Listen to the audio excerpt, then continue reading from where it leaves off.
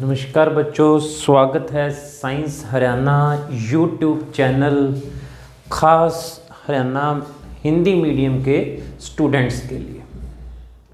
तो स्टूडेंट्स, साल भर हमारे कई साइंस एग्जीबिशन साइंस के तहत इंस्पायर अवार्ड है।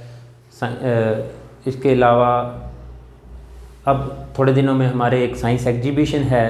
तो उसके लिए साइंस एग्जीबिशन कैसे बनाते हैं, इसके लिए कुछ आइडियाज़ आपके साथ साझे करने का मन था कि कैसे साइंस प्रोजेक्ट बनाया जाता है। ज़्यादातर साइंस प्रोजेक्ट के नाम पर हमारे सामने क्या आता है, थर्मोकोल की शीट, बसेस, ये वो, इस तरह की चीज़ें साइंस प्रोजेक्ट में ज़्यादा कामयाब नहीं होती हैं। तो साइंस प्रोजेक्ट के आइडियाज़ आते कैसे हैं बच्चों? लास्ट कई सालों से मेरे साइंस प्रोजेक्ट लगातार सिलेक्ट होते हैं अच्छे लेवल पर। तो इसके पीछे ना तो मैंने कभी थर्मोकोल की शीट का यूज़ किया, ना कभी कुछ ज़्यादा खर्चा किया। बहुत कम खर्चे में भी हम बहुत अच्छे साइंस प्रोजेक्ट बना सकते हैं। इसके लिए आज आपके साथ कुछ आइडियाज़ भी साझे करूंगा और बनाते कैसे, उन आइडियाज़ को एग्जीक्यूट करते कैसे। तो सबसे पहले हमारा मकसद होता है, जो भी हमारे पास उपलब्ध चीज़ें हैं, जैसे सोलर सेल है, सोलर प्लेट है, या पवन चक्की है, या कोई भी चीज़ है, इनकी हम कार्य क्षमता कैसे बढ़ा सकते हैं या प्रदूषण कम कैसे करें। क्योंकि हमारे जैसे जीवाश्म ईंधन है, कोयला, पेट्रोल, डीजल, ये प्रदूषण भी करते हैं और ख़त्म होने वाले स्रोत हैं। तो इसके लिए बच्चों कार्य क्षमता बढ़ाना किसी भी संसाधन की हमारे लिए बड़ी ज़रूरी होती है। जैसे मैंने एक प्रोजेक्ट सोचा कि क्यों ना सोलर प्लेट की, जो सोलर प्लेट होती है, सूरज के साथ साथ अपना एंगल चेंज करे ताकि उसके ऊपर सीधा रोशनी पड़े सूरज की और उसकी कार्यक्षमता बढ़े। इसके अलावा मैं एक बार प्रोजेक्ट ले गया, ये प्रोजेक्ट भी स्टेट पे गया था। एक प्रोजेक्ट मैं ले गया कि भाई साइंस सोलर के ऊपर अगर हम साइडों में दर्पण लगा दें, सोलर प्लेट के चारों ओर हम मिरर लगा दें, तो भी हम उसकी इफ़िशियंसी यानी कार्यक्षमता बढ़ा सकते हैं। क्यों? क्योंकि दर्पण से धूप सीधा सोलर प्लेट पर पड़ती है और उसकी कार्यक्षमता बढ़ जाती है। पवन चक्की नो डाउट हवा आने पर घूमती है। अगर हम जिस तरफ हवा आ रही है वो डायरेक्शन अपने आप पवन चक्की की चेंज हो जाए तो पवन चक्की ज़्यादा घूमेगी। और मान लो हवा पीछे से आ रही है लेकिन पवन चक्की को तो आगे से हवा पड़ेगी तो ही वो घूमेगी, या साइड से आ रही है तो हो सकता है पूरी तरीके से ना घूमे। ऐसी पवन चक्की पहले बनी हुई थी। तो इस तरीके से सबसे पहले हमें ये सोचना होता है कि जो हमारे उपलब्ध संसाधन हैं, प्रदूषण कम हो जाए, उनकी कार्यक्षमता बढ़ जाए। कचरा प्रबंधन पे बहुत सारे आइडियाज़ होते हैं हमारे पास। कचरा प्रबंधन के लिए अभी पीछे मैंने ब्लॉक लेवल पे एक ऐप का सुझाव दिया कि क्यों ना हम गांव में एक ऐप या एक टोकन सिस्टम शुरू करें कि जो जैव निम्नीकरणीय और अजैव निम्नीकरणीय कचरे को अलग करके देगा, उसको हम टोकन सिस्टम देंगे और मंथ के एंड में उनको कुछ ना कुछ इनाम देंगे। कचरा प्रबंधन हमारे लिए आज के दिन में सबसे बड़ा ज़रूरी चीज़ है बच्चों। पॉलीथीन हो गया, एल्युमिनियम शीट हो गई, सैनिटरी पैड हो गए, इनका अगर हम कुछ ना कुछ हल नहीं निकालेंगे तो कूड़े के पहाड़ बनते जा रहे हैं। तो हमें सोचना होगा किस तरीके से इनको हम जैव निम्नीकरणीय पदार्थों का ज़्यादा से ज़्यादा उपयोग करें। जैसे किसी दिन मैं कचरे के पास से गुजर रहा था, मैंने देखा कुछ गायें, सूअर कचरा खा रहे थे। तो वहाँ पर ब्लेड भी होते हैं नाई के, कोई तीखी चीज़ भी हो सकती है। तो मैंने सोचा क्यों ना ब्लेड नाई की दुकान पे ही कोई ना कोई ऐसा सिस्टम बना दें कि वो मेल्ट हो जाएं ताकि कचरा प्रबंधन अलग से किया जा सके। तो कचरा प्रबंधन बहुत महत्वपूर्ण आज के दिन में हमारे साइंस आइडिया एग्जीबिट के अंदर होना ही चाहिए। चलते फिरते प्रोजेक्ट बन जाते हैं बच्चों। और जो सबसे मैं लास्ट बात आपके साथ लंबी साझी करूँगा, छोटी छोटी समस्याओं का हल।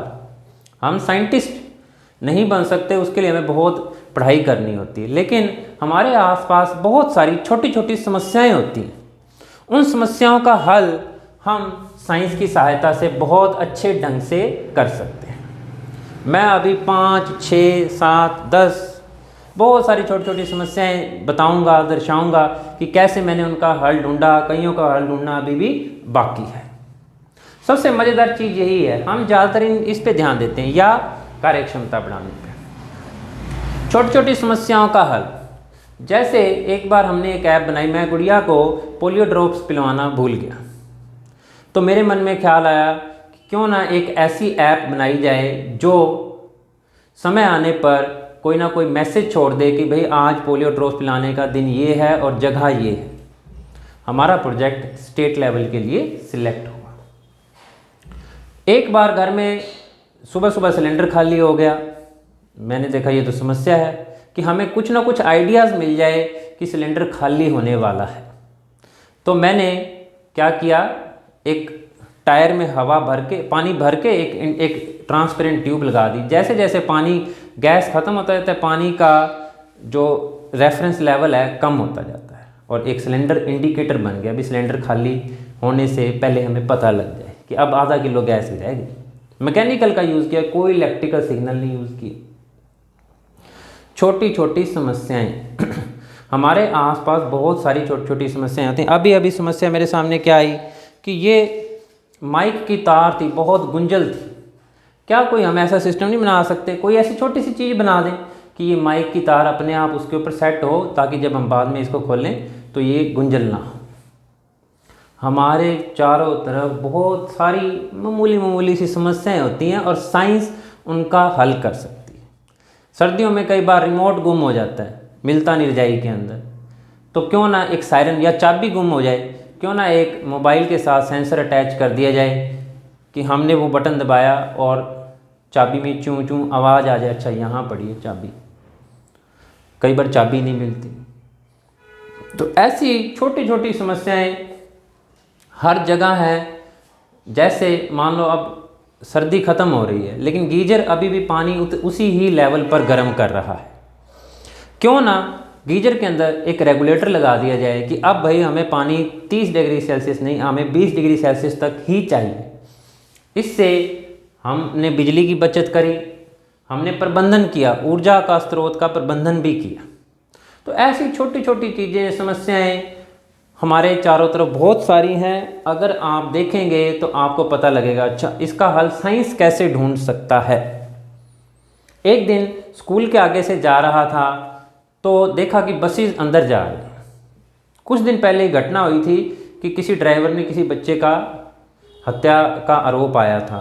तो उसमें हमें एक इंडिकेटर हम बस पे लगा सकते हैं कि भाई ये हमारे स्कूल की ही बस है, कोई एक्स्ट्रा व्हीकल तो नहीं स्कूल में जा रहा, कोई सेंसर ऐसा लगा सकते हैं। एक दिन गुड़िया को अपने मैं स्कूल लेने गया तो उन्होंने कहा नहीं भाई हम नहीं भेजते ऐसे किसी अनजान आदमी के साथ, उन्हें क्या पता कि ये मैं उनका पेरेंट्स हूँ या मम्मी पापा हूँ। तो कहते एक एप्लीकेशन लिखो। उसी समय मेरे दिमाग में आया क्यों ना कोई ऐसा सिस्टम बना दें कि पेरेंट्स, स्कूल वाले, कि एक पेरेंट्स के फ़ोन पर एक OTP आ जाएगा और रजिस्टर्ड पेरेंट्स के नाम पे और बच्चा लेके जा सकते हैं ताकि कोई गलती के चांस कम हो सके। तो इस तरीके से बच्चों छोटी छोटी समस्याएं होती हैं जिनका हल हम हल्की सी किसी मोबाइल ऐप की सहायता से, साइंस की सहायता से ढूंढना होता है और वो समस्या का हल होते ही वही हमारा साइंस एग्जिबिट, साइंस प्रोजेक्ट बन जाता है। और अच्छे आइडियाज़ जानने के लिए मैं अपनी वेबसाइट sciencehariana.com पर कम से कम 20-25 और आइडियाज़ डाल दूंगा एक लेख के रूप में और साझा कर दूंगा आपके साथ। धन्यवाद बच्चों, जुड़े रहें sciencehariana.com के साथ और कुछ ना कुछ नया ढूंढते रहें। थैंक यू बच्चों।